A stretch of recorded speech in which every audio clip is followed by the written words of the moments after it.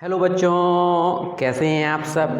तो आज के इस वीडियो लेक्चर में एनसीईआरटी क्लास 10 के एक्सरसाइज 1.2 का क्वेश्चन नंबर मैं 4 लेकर के आया हूं, जिसमें आपसे पूछा गया है गिवन दैट दिया गया है कि एचसीएफ दो संख्याओं का 306 और 657 का अगर 9 है तो इन दोनों संख्याओं का एलसीएम क्या होगा।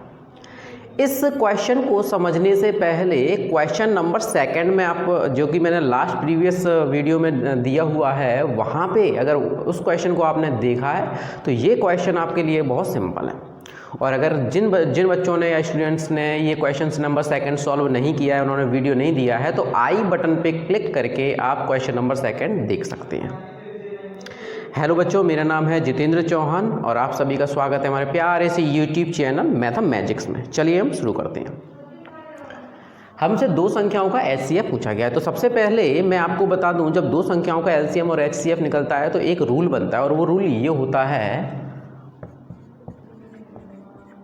Product of two numbers equal to LCM into HCF। यानी कि अगर दो संख्याएं, जो भी दो संख्याएं दी गई हैं उनका अगर आपने LCM और HCF निकाल लिया है और LCM और HCF को अगर आप मल्टीप्लाई करते हैं या उन दोनों संख्याओं का आपस में आप मल्टीप्लाई करते हैं तो ये दोनों इक्वली होते हैं। अगर आप इसके लिए एग्जाम्पल देखना चाहते हैं, एक छोटा सा एग्जाम्पल दे करके मैं आपको समझा देता हूँ। जैसे कि मान लीजिए दो संख्याएँ 12 और 15 है। मैं इन दोनों का एलसीएम और एचसीएफ निकालता हूं। तो एलसीएम निकालने का तरीका क्या था कि मैं 12 को फैक्टर करूंगा, 2 दूनी 4 3 12, और इसी तरीके से मैं 15 के भी फैक्टर करूंगा, 3 इंटू 5। एलसीएम निकालने के लिए हम क्या करते थे, देखते थे कौन सी चीज़ कॉमन है उसे हम एक बार लिखा करते थे और जो चीज़ कॉमन नहीं है उसे एक एक बार लिखा करते थे। यानी कि ये दो कहीं और कहीं इस फैक्टर में नहीं है तो मैंने एक बार लिखा, ये दो इस फैक्टर में नहीं है तो एक बार लिखा, और ये 5 ऊपर वाले फैक्टर में नहीं है तो इसे मैंने एक बार लिखा है। यानी कि एलसीएम क्या आया है, 3 दूनी 6, 6 दूनी 12 और 12 पंचे 60 आया हुआ है।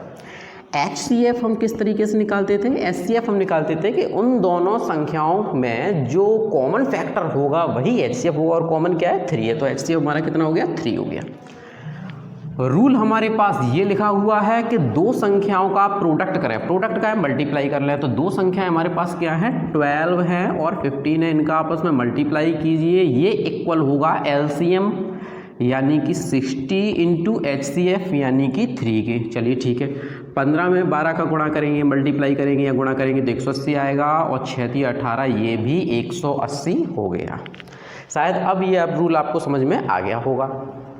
चलिए हम क्वेश्चन की तरफ चलते हैं। तो इसमें मुझे डायरेक्ट ही दिया गया है HCF। दो संख्याएं मुझे दी गई हैं। फर्स्ट नंबर आपको दिया गया है 306 और दूसरा दिया गया है 657। तो इन दोनों संख्याओं का प्रोडक्ट यानी कि मल्टीप्लाई करता हूं मैं, 6 5 और 7। एलसीएम हमें पता करना है, फाइंड करना है, तो एलसीएम की जगह पे मैंने एलसीएम लिख दिया इंटू HCF कितना दिया गया है, इसका HCF दिया गया है 9। इन दोनों संख्याओं का HCF है 9। चलिए ठीक है, तो मैंने यहाँ पे एलसीएम लिखा रहने दिया, ये 306 इंटू 657 है, अपॉन में ये जो 9 मल्टीप्लाई में था ये कहाँ चला गया, आपका डिवाइड में चला गया। इसे हम सॉल्व कर लेते हैं। 3 से मैं डिवाइड कर देता हूँ, 3 3 जा 9, 3 1 जा 3 0, 3 2 जा 6। फिर मैं 3 से डिवाइड करता हूँ तो 3 3 जा 9, 1 बचा 3 चौके 12, 34 हो गया। यानी कि हमारा एलसीएम क्या आया, आपको बस 657 मल्टीप्लाई 34 करना होगा और आप आंसर ला सकते हैं। किस तरीके से, 4 7 28 का 8, 2 4 5 20, 2 22 का 2, 2 4 6 24, 2 26 इंटू 3 7 1 2 3 5 15, 2 17 की 7 10 लगी 1 3 6 18 और 19, ये 8 3 3 2 1 12 338। ये आपका क्या हो गया, ये एलसीएम हो गया। जो बच्चे सॉल्यूशन नोट करना चाहते हैं वो सॉल्यूशन नोट कर सकते हैं, अदरवाइज़ मैंने आपको कमेंट बॉक्स में लिंक दिया हुआ है, वहाँ से आप PDF फाइल भी डाउनलोड कर सकते हैं। आप चाहें तो इसे नोट कर सकते हो, नोट कर लीजिए। अब हमारा क्वेश्चन नंबर 5, जिसमें आपको बोला गया है कि चेक पता कीजिए 6 की पावर n क्या है ये मैं आपको बताऊंगा। कैन एंड विद यानी कि इसका अंत, इसके लास्ट में विद द डिजिट 0 आएगा, for any natural number n। Question समझे जरा थोड़ा सा। इसमें कहा गया है कि 6 की पावर n है। इन्होंने ये कहा है कि चेक कीजिए कि अगर n की जगह मैं नेचुरल नंबर रखता रहा, नेचुरल नंबर कौन कौन से होते हैं, 1 2 3 4 5 6 7 सो ऑन, अगर मैं इनका यूज़ करता रहा तो इस संख्या कभी ना कभी जीरो पे ख़त्म होगी या नहीं होगी। चलिए हम चेक कर लेते हैं। मैं 6 की जगह 6 की पावर 1 रख रहा हूँ तो इसकी वैल्यू कितनी हो जाएगी, 6 हो जाएगी। अगर मैं 6 की जगह पे 2 रखूँगा तो 6 × 6 यानी कि ये कितना हो जाएगा, 36 हो जाएगा। अगर मैं 6 की जगह पे 3 रखूँगा, सॉरी n की जगह पे 3 लिखूँगा तो ये हो जाएगा 6 × 6 × 6, तो ये कितना हो जाएगा, 216 हो जाएगा। इसी तरीके से मैं आगे बढ़ता रहा, यानी कि 6 की पावर 4 भी किया, अगर 4 बार मल्टीप्लाई आप करेंगे तो लास्ट में जो डिजिट आएगा ये क्या आएगा, 6 ही आता रहेगा, या मैं ये कह दूं कि 0 कभी नहीं आएगा। लेकिन इसका सॉल्यूशन दूसरे तरीके से हम समझेंगे। जरा ध्यान दीजिए, मैं मान लेता हूँ थोड़ी देर के लिए कि इन्होंने जो कहा है वो बिल्कुल सही है। इन्होंने ये कहा है कि चेक करिए क्या 6 की पावर n, जब आप इसे लिखेंगे, n कोई भी नंबर लिखकर, नेचुरल नंबर लिख के जब इसे लिखेंगे तब लास्ट का डिजिट 0 आएगा क्या। चलो मैं मान लेता हूँ 0 आता है। फॉर एग्जांपल मैं कुछ देर के लिए संख्याएं मान लेता हूँ, जितने भी 0 नंबर लास्ट में लिखे होते हैं वो संख्याएं ले लेता हूँ मैं। जैसे कि 20 0 लिखा हुआ है, मैं ले लेता हूँ 30, मैं ले लेता हूँ 80 और मैं ले लेता हूँ 120। इन सभी संख्याएं कहाँ पे ख़त्म हो रही हैं, एंड कहाँ पे हो रही हैं, 0 पे हो रही हैं। क्या इन सभी संख्याओं में 10 का डिवाइड जाएगा, बिल्कुल 10 का डिवाइड चला जाएगा। यानी कि जो संख्याएं 0 पे ख़त्म होती हैं उनका 10 में डिवाइड जाता ही है, यानी कि 10 का डिवाइड जाता ही है। या मैं ये कह दूं कि उन संख्याओं में 10 का डिवाइड जाता है, या 10 के अगर फैक्टर करूंगा तो 2 5 जा 10, यानी कि उनमें किस किस का डिवाइड जाता है, 2 का भी जाता है और 5 का भी जाता है। चाहे आप देख लो 20 2 से भी डिवाइड होगा, 5 4 जा 20 5 से भी डिवाइड होगा, 30 2 से भी डिवाइड होगा और 5 से भी डिवाइड होगा, 80 2 का भी भाग जाएगा 80 में और 5 का भी जाएगा। इसी तरीके से 120, इसमें आपको 2 का भी भाग जाएगा और 5 का भी भाग जाएगा। भाग जाने का मतलब है इनमें कहीं ना कहीं इन संख्याओं के जब अगर फैक्टर आप करेंगे तो 2 और 5 जरूर आएगा। किसी भी संख्या जिनमें लास्ट में 0 आता है उनमें उनके फैक्टर में 2 और 5 जरूर ही आता है। देख लीजिए जरा, एग्जाम्पल के लिए मैं 80 के फैक्टर कर रहा हूँ तो 2 4 जा 8 0 का 0, 2 2 जा 4 0, 2 10 जा 20, 2 5 जा 10 एंड 5 1 जा 5। आप देख लीजिए यहाँ पे 2 भी आया है और 5 भी आया है। वो संख्याएं जिनमें 2 और 5 नहीं आता उनमें कभी भी 0 नहीं आ सकता। फॉर एग्जांपल 12 इसके फैक्टर करके देखेंगे, 2 6 जा 12, 2 3 जा 6, 3 1 जा 3, कहीं 5 आया है?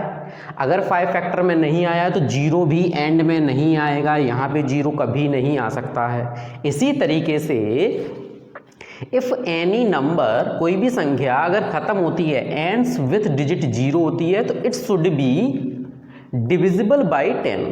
अगर 0 पे ख़त्म होती है तो उसे 10 से डिवाइड हो जाना चाहिए, 10 से भाग जाना चाहिए।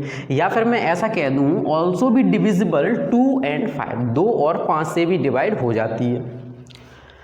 अगर मैं प्राइम फैक्टर करूं, हमसे कहा गया है 6 की पावर n का पता करना है। अगर मैं 6 के फैक्टर करूं तो 6 के फैक्टर को मैं कैसे लिख सकता हूं, 2 3 जा 6। आपने देखा कि इसके फैक्टर में 5 नहीं आया। It can be observed that 5 is not in the prime factorization of 6 की पावर n, यानी कि इसके जब मैं फैक्टर कर रहा हूं तो यहाँ पे 5 नहीं आया हुआ है। इस वजह से देयरफॉर 6 की power n can not and with the digit 0, कभी भी 0 पे ख़त्म ये नहीं हुआ।